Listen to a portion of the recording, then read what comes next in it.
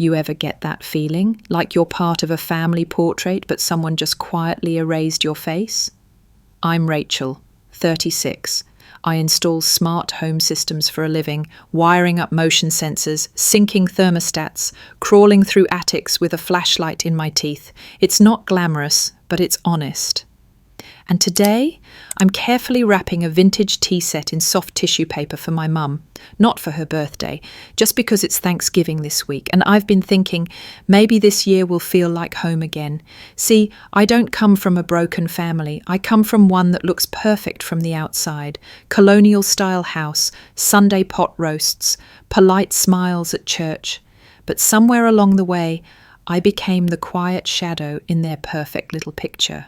Emily, my younger sister, was always the one people noticed. She's a pediatrician, engaged to some guy named Lucas who owns a dental clinic. I've met him once. He talked about himself for 20 straight minutes. I don't think my parents ever meant to push me out. Not out loud. They just stopped inviting me in. Still, I keep showing up in little ways, like this tea set I found at an antique shop off I-94. Mum used to love ones with tiny violets on the side. I've had it cleaned, polished, boxed. I even found a ribbon in her favourite colour, sage green. I bought Dad a replica of the old Union Station from his childhood. He used to talk about the trains, remember? It's sitting here beside me now, both gifts ready on the table. My living room smells like cinnamon and soldering wire, a mix of candles and tools.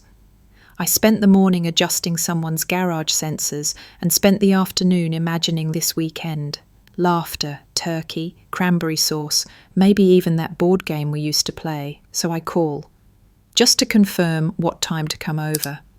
And that's when my mum says it. This year, maybe don't come, Rachel. It's just, well, Emily's fiancé's family will be there.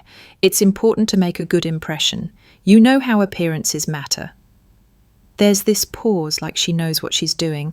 Then she adds, you'd probably feel out of place anyway with your tools and truck and all. I don't say much, just something like, got it. But my hands are cold. I hang up and stare at the tea set. Sage green ribbon and all. It's weird, right? How even silence can feel like someone yelling. I've watched revenge stories on YouTube where people get rich and come back to stun their families. But I never wanted revenge. I just wanted a seat at the table. Not a spotlight, just a chair. But this year there's no chair. And maybe that's where everything begins. The silence after Mum hung up was so loud I swear I could hear the clock ticking in the hallway. I just sat there staring at the ribbon on the tea set. That sage green suddenly looked dull, like hope fading. I wasn't mad. Not yet. More like hollow. You ever feel like you've done everything right, but somehow still end up in the wrong? I kept replaying her words. You'd probably feel out of place anyway, with your tools and truck and all. Not, we miss you, not, you belong here, just a soft rejection dressed up in politeness. And the worst part, it wasn't even the first time. Growing up, Emily got the spotlight, always the shining one. Gifted programs, piano recitals, custom birthday cakes. Me? I got hand-me-down jeans and, you're older, you can handle it. When I told them I wanted to go to trade school instead of college, Mom looked at me like I'd just thrown away my whole future. She actually said, you're smart, Rachel. Why waste it under a house fixing wires? But I liked the work. Still do. I like using my hands. I like solving problems. I like being able to walk into a stranger's home and leave them safer than before. I just never realised that not fitting their version of success meant not fitting in at all. So I sat there for a while, watching the shadows shift on the wall. The room felt colder, even with the heater humming. I thought about driving over anyway, just showing up, but I could already hear the awkward silence, the quick glances, the forced smiles, and I couldn't do that to myself again.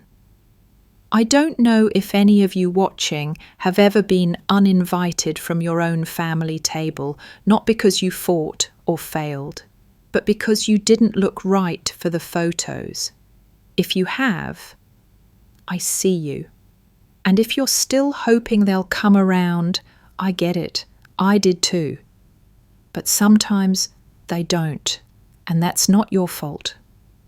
I stood up, took the tea set off the table, and placed it back in the cabinet. I didn't throw it, I didn't cry, I just put it away. And for the first time in years, I started to wonder, what would life look like if I stopped chasing their approval and started choosing myself instead? A couple days passed after that phone call.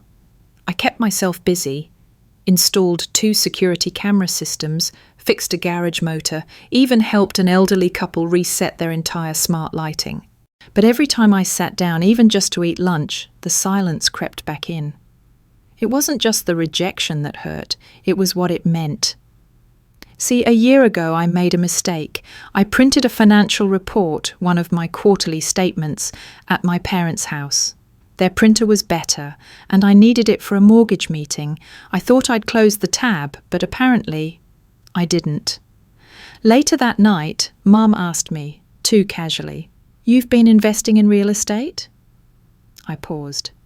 "Yeah, a little." She raised an eyebrow. "Looks like more than a little." I just smiled and said, "It's nothing." And she never brought it up again. Back then I thought maybe she didn't understand what she'd seen. Or maybe she respected my privacy. I was wrong. She understood, and she remembered. That's the part that stings now. They knew. They knew I was doing well. They knew I wasn't some broke technician with oil-stained jeans. But when it came time to plan Thanksgiving, they still crossed me out. Because I wasn't shiny, I wasn't Emily. She's got the white coat, the fiancé with perfect teeth, the Instagrammable life. Me? I drive a truck that rattles at red lights and wear boots that don't match my coat. Apparently that's not enough to sit at their table, even if I could buy the whole damn table. And you know what? That realization hurt more than any insult. It wasn't that I was overlooked out of ignorance, I was overlooked with full knowledge. That's when something shifted in me, not rage, not bitterness, just a quiet snap, like a thread finally pulling loose after being stretched too long. I stopped trying to rationalize it. I stopped hoping it was just a mistake. It wasn't. It was deliberate. And it had always been this way. I don't know who needs to hear this, but if you've ever felt like you had to succeed just to be seen, I've been there. And if you're still breaking your back trying to be enough for people who already decided you're not, you might want to ask yourself, what's the price of being visible to people who choose not to look? That night, I poured myself a cup of chamomile tea and stood by the window. Outside, snow had started to fall. Everything looked peaceful. Inside, I felt something else. Not peace, not anger, just clarity. I wasn't going back. 3 days after Thanksgiving, I heard a knock at my door. Not the soft, polite kind either. This was the kind of knock that says, "We're not leaving until you answer." I wiped my hands on a rag, had just finished testing a backup generator for a client, and opened the door. There they were, Mum, Dad, and Emily, all bundled up in wool coats like a postcard. Mum smiled too quickly. "We were in the area. Thought we'd stop by." Emily chimed in. "You've been hard to reach."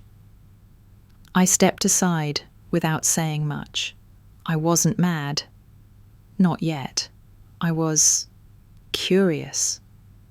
They settled into the living room like nothing had happened. Dad complimented my coffee table. Emily picked at her gloves. Mom kept scanning the room like she was taking inventory. That's when she saw the tea set I'd boxed up. Still wrapped, still untouched. She blinked, but didn't mention it. Then came the line, the one I somehow knew was coming. "Rachel, your name came up in conversation the other day," Mum said lightly. "Emily and Lucas, they're expanding the clinic. It's a big opportunity." I waited. "Thing is," Emily picked up, "the bank needs a co-signer, just for the paperwork. You know how hard it is to get approved for commercial property loans these days." I nodded slowly. "And you came here because of that?" Mum leaned forward, her voice dipped into that familiar, reasonable tone she used when asking for favours she didn't want to call favours. "Sweetheart, you're in a great position. No kids, steady work, some smart investments. You'd qualify in a heartbeat." There it was. Not an apology, not a "we missed you," just an ask. They didn't come here for me. They came for my credit score. I looked at Emily. She wouldn't meet my eyes. "I wasn't invited to Thanksgiving," I said flatly. Mum waved it off. "Let's not dwell on that, it was just one night." Dad added, "This is bigger than dinner, Rachel. This is family." Family. That word again, always weaponized when it's convenient. "So let me get this straight," I said quietly. "I'm too embarrassing to bring to dinner, but not too embarrassing to attach to a 6-figure loan?" The room went quiet. No one denied it. I stood. "I'm not co-signing anything. And I think you should go." Mum started to say something, but I was already walking toward the door. My voice stayed calm. "I fixed your fence. I replaced your garage lights. I called every Thanksgiving. I kept showing up, even when you didn't. But this is the last time I let you treat me like a spare part." They left. No hugs, no arguments, just stunned silence and the soft click of the door closing behind them. I stood there for a moment, hand still on the doorknob. And for the first time, I didn't feel invisible, I felt done.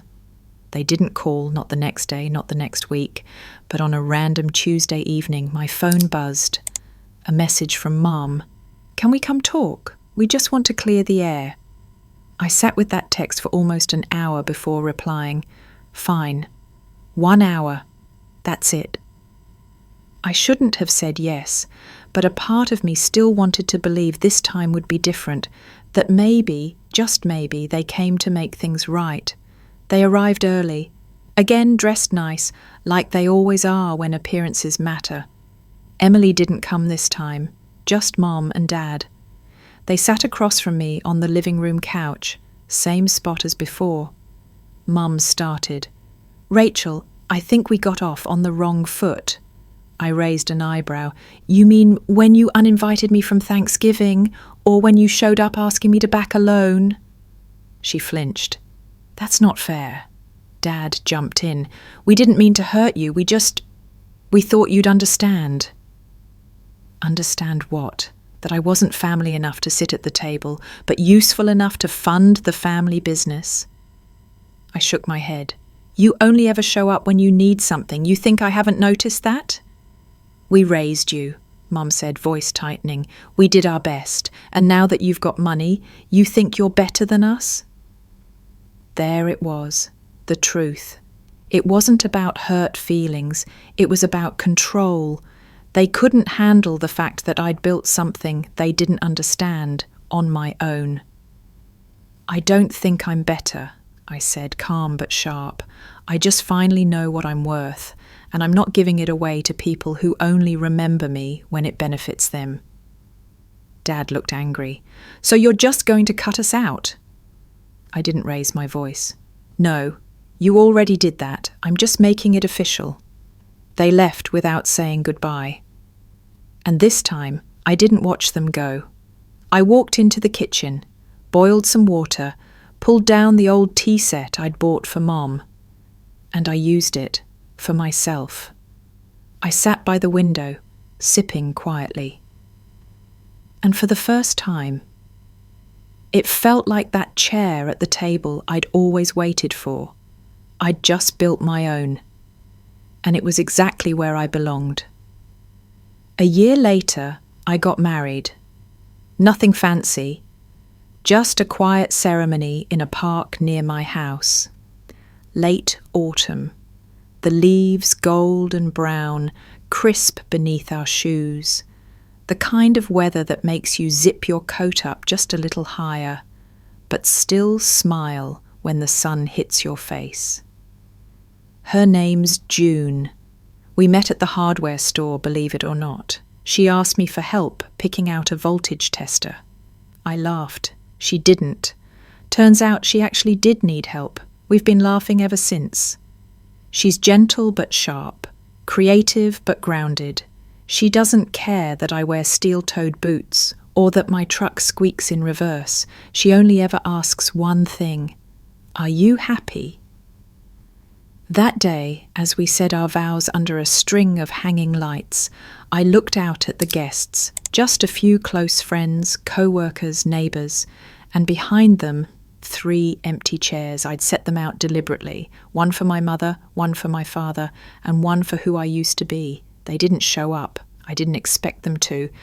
But those chairs weren't for them. They were for closure. For the girl who used to wait by the phone, hoping this would be the year she got invited back in. She's not waiting anymore. After the ceremony, June and I walked down the aisle hand in hand, and I didn't look back. Now we live in a modest home with a big yard and a few apple trees we planted ourselves. I still fix wires, still wear the same work boots, still drink black coffee and work on weekends. But now I belong. Not to them, to me. And to anyone listening, if you've ever been left out, written off, or made to feel small just for being yourself, I hope this story reminded you. You don't have to sit at their table to be whole. Sometimes the best revenge is peace. Let me know below. What's the chair you've stopped waiting to be invited into?